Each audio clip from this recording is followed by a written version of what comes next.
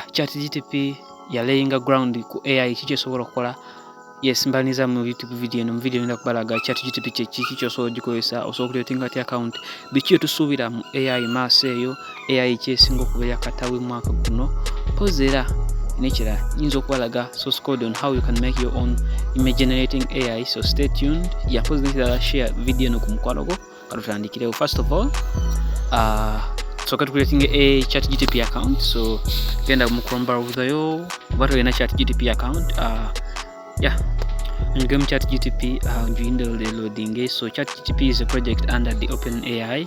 So in the front page, one introduction to ChatGTP OpenAI, link is sokayo kubiri wano yo tapingako oba eno wano. Okay, so kati therefore get ready to login page. Wait, what in accounting or signing up or in accounting or logging in. So in this case, I ngenda kupulagin creating an account. So when create account, so signing up with continue with Microsoft account or continue with Apple or continue with a Google account. So I know Google accounts. In this case, I have 3 accounts in this phone, so kati ninjika account gyenjagalira ddala.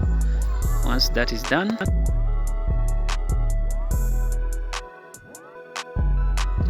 okay, tumala wali kati wano ekiba kiddako just kuingiza amanya go erisooka n'eryokubiri, then n'olunaku lwazaalibwa oba date of birth, then etuuka tu continue.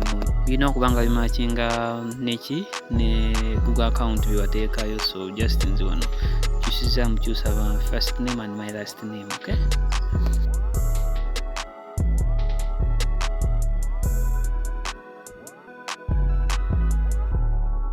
omaze ng'onyiga ku continue, then nga tugenda ku namba wano oyingizaamu enamba yo gy'olina kuba bagenda kuweerezako confirmation code, era ne olina okumakinga sure nti country code matchinga ne flag y'ensi gy'olimu. In this case ntaddewo mobile number yange. Okay,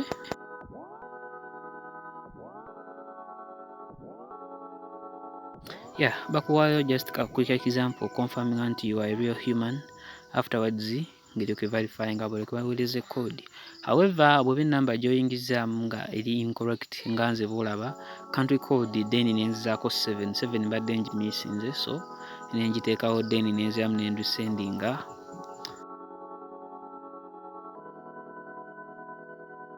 Katugeze account eganya okuleetingibwa ku simu yo oba website eganya loading, kiba kitegeeza oyinza okuba connectinze ku VPN mu kaseera mwe ndikodingidde video eno, oba UK oba France.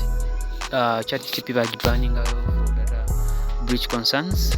It's safe okubanga connectinze ku VPN naye mbenga sure nti country gy'oconnectinzemu teri banned.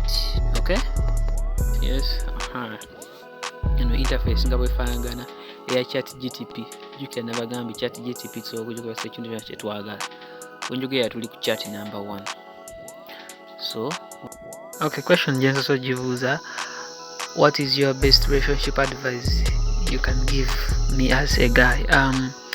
Of course ne generating some random text, then is pulling data we are simply collecting as of this recording.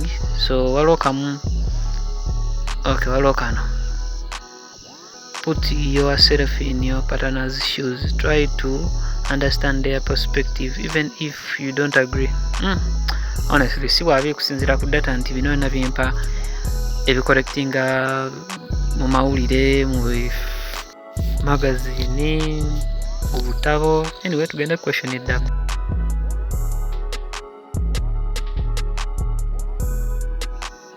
Okay, njibuzize ngambe bibuuzo ki ebikolagana ku Java apps mu 2023 byali bibuuza ku platform eyitibwa Stackflow. Nengamba I am unable to provide the real-time or most current information as my knowledge is based on the data uploaded on September 2023. However, as my last training data, I don't have a special information on a platform called Stackflow related to Java programming. If Stackflow is a new platform community, okay, tekitegeereddeeko ddala kubanga data waayo byasimbayo ddala ogiwa data gwesomerako. yajjanga September omwaka gwa 2021. So kati stack flow tegimanyiiko yadde, naye basically ofuna okay, nga tweyongeddeyo kati wano naddengezako gigamba empandikira y'akagero ak'omukwano, a poem of love akakwatagana ku lusozi n'omwezi. Watali kuwakanamu yadde yakampandikidde, so kansome wano wasembayo. So in the night their love we find a romantic, written by the wind in every peak, in every swan lives the love of the mountain and the moon. Wow. By the way, ChartGTP so wanika omwaka, just in case if you're wondering. Subscribe my YouTube channel yange, then nge ku link eri wansi below mu comments. Ogenda tekayo sangayo link kutwala ku website igenda kutwala you're finding a source code, how you can use that source code okuconnectinga ekifaananyi ekikyo. Kati continuing, so waddaho ngenda kubalaga ChartGTP how it was made.